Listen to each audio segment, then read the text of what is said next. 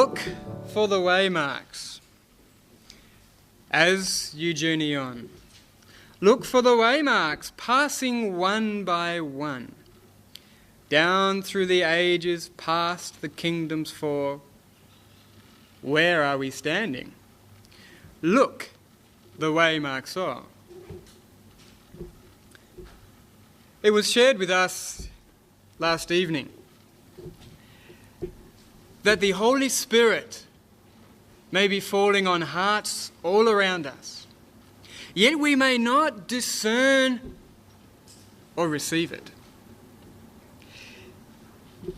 If that is the case with the Holy Spirit, is it possible that when we look the waymarks are, that we overlook the waymarks? Where are we standing?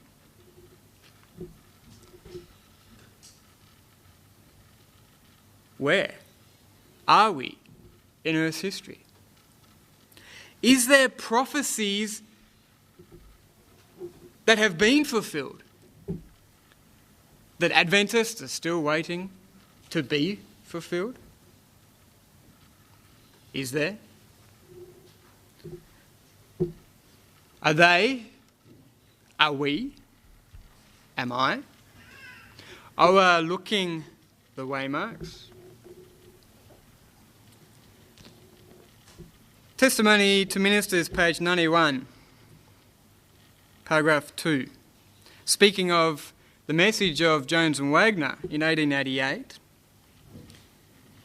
she writes here, "It is the third angel's message, which is to be proclaimed with a loud voice and attended with the outpouring of his Spirit in a large measure."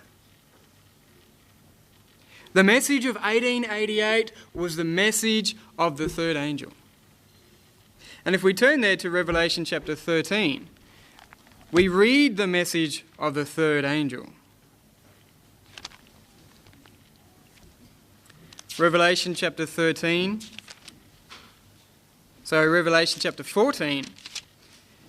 verses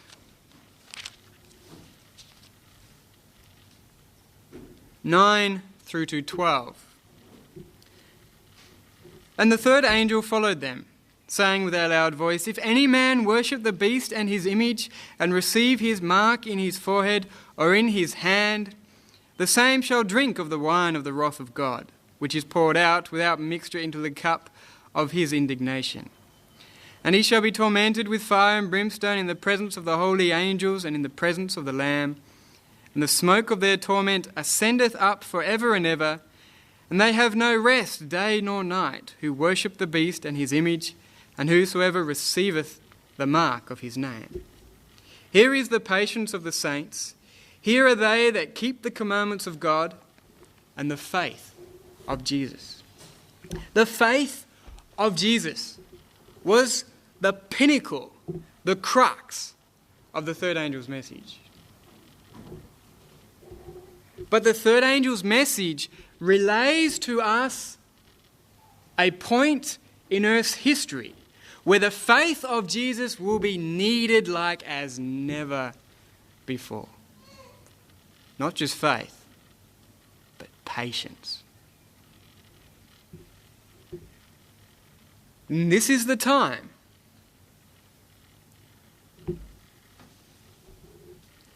of the beast and his image. "If any man worship the beast and his image, and receive his mark in his forehead or in his hand, the same shall drink of the wine of the wrath of God." If we turn to Revelation chapter 13, we find there a description of the beast, of the papacy, how it persecuted the faithful for 1260 years. And that it would think in Daniel there to change times and laws, and we know that the Catholic Church changed time, the seventh day, to be the first day of the week. and thereby changed the law of God that says, remember the Sabbath day to keep it holy, to state, remember Sunday. Verse 10 of Revelation chapter 13. He that leadeth into captivity shall go into captivity. He that killeth with the sword must be killed with the sword. Here is the patience and the faith of the saints. The Catholic Church had its power removed from it in the year 1798, when General Berthier marched into Rome and imprisoned the Pope. And the Pope died in captivity and was replaced by another Pope, and this Pope was taken everywhere by Napoleon. And the Catholic Church was not reinstated until it agreed to remove the suppression of the Jesuit order, which had been in act since the year 1776. At that time of captivity would be verse 11. And I beheld another beast coming up out of the earth, and he had 2 horns like a lamb, and he spake as a dragon.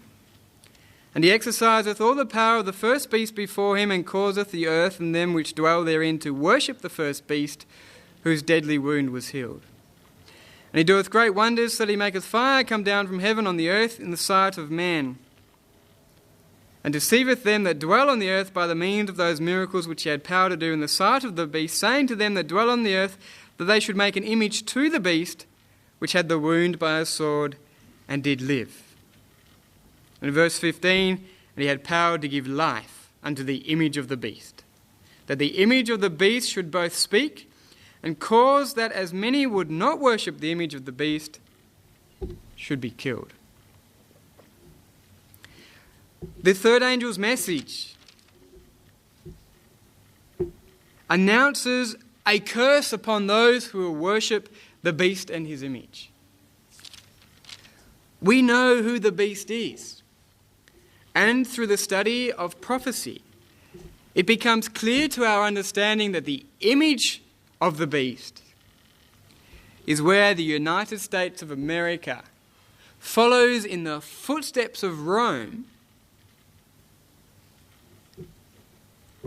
and brings in religion into the civil state and then enacts laws in consequence.